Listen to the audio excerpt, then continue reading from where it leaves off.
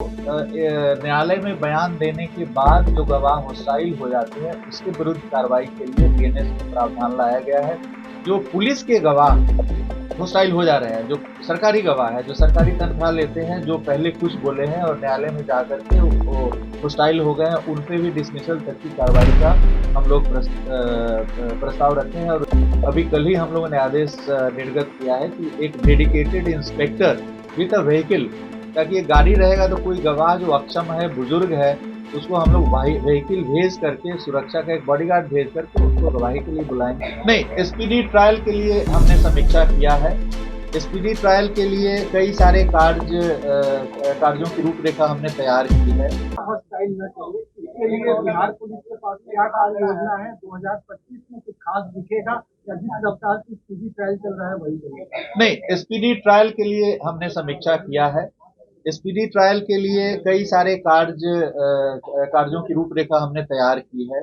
सबसे पहला है कि हम लोग 2-3 बार 2017 में हुआ था, 2006 में हुआ था, 2011 में आई थिंक हुआ था। 3 बार हम लोग स्पीडी ट्रायल के जितने स्टेक होल्डर्स हैं, अभियोजन, पुलिस, जुडिशियरी, सबके साथ मिल बैठ करके और हम लोगों ने जितने इम्पेडिमेंट्स है, स्टम्बलिंग ब्लॉक्स है, उनको रिजॉल्व करने के लिए 2 डेज का वर्कशॉप और कभी कभी 1 डे का वर्कशॉप किया था। तो एक तो हम लोग वो करने जा रहे हैं सो दैट कोऑर्डिनेशन बेटर हो स्पीडी ट्रायल के क्षेत्र में, चूंकि ये एक स्टेक होल्डर नहीं है। पुलिस चार्जशीट कर दिया, लेकिन फिर उसके बाद फिर अभियोजन और जुडिशियरी के पास मामला चला जाता है। तो निर्बाध रूप से हर स्कंद अपने अपने से अपेक्षित कार्य को त्वरित रूप से करे, इसके लिए कोऑर्डिनेशन आवश्यक। तो एक हम लोग एक इस तरह का आयोजन करने जा रहे हैं। दूसरा, गवाह के संबंध में अभी बताया गया आपको कि गवाह सुरक्षा योजना के तहत 100 से अधिक गवाहों को हम लोग सुरक्षा दिए हैं। उसके अलावे जो न्यायालय में बयान देने के बाद जो गवाह मुस्तइल हो जाते हैं उसके विरुद्ध कार्रवाई के लिए बीएनएस में प्रावधान लाया गया है। उस प्रावधान को भी काफी कारगर ढंग से प्रवृत्त किया जाएगा। तो एक तो गवाह को सुरक्षा देना है, दूसरा उनको जो होस्टाइल हो जा रहे हैं उनके विरुद्ध भी कार्रवाई करनी है। जो पुलिस के गवाह होस्टाइल हो जा रहे हैं, जो सरकारी गवाह है, जो सरकारी तनख्वाह लेते हैं, जो पहले कुछ बोले हैं और न्यायालय में जाकर के होस्टाइल हो गए हैं, उन पे भी डिसमिसल तक की कार्रवाई का हम लोग प्रस्ताव रखे हैं। और उस तरह का एक सिस्टम बना हुआ है। इक्विटल रिव्यू कमेटियां बनी हुई है। जिला स्तर पर 2 कमेटियां हैं, पीपी की अध्यक्षता में और डीपीओ की अध्यक्षता में। स्टेट लेवल पर भी सीआईडी के डीआईजी की अध्यक्षता में एक इक्विटल रिव्यू कमेटी बनी हुई है। गृह विभाग से आदेश निर्गत है, उसको भी काफी क्लोजली मॉनिटर किया जाएगा सो दैट इक्विटल के मामलों में यदि गवाह होस्टाइल हो गए, सरकारी गवाह है, तो उनके विरुद्ध प्रशासनिक कार्रवाई की जाएगी।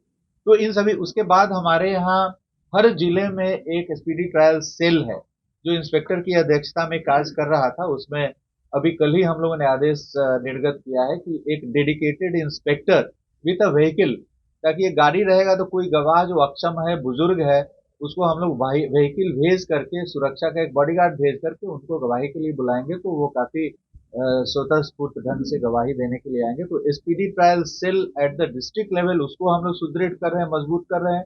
मानव संसाधन और वाहन से सुसज्जित कर रहे हैं, अन्य उपकरण दे रहे हैं।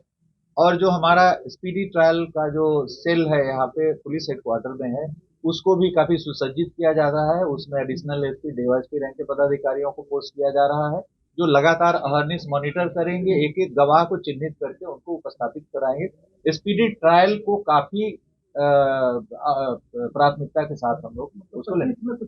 रिपब्लिकन न्यूज के साथ जुड़ने के लिए सब्सक्राइब बटन दबाकर चैनल को सब्सक्राइब करें। नोटिफिकेशन प्राप्त करने के लिए यहाँ बेल को दबाएं। वीडियो अच्छा लगे तो लाइक करें और दोस्तों के साथ शेयर करना ना भूलें।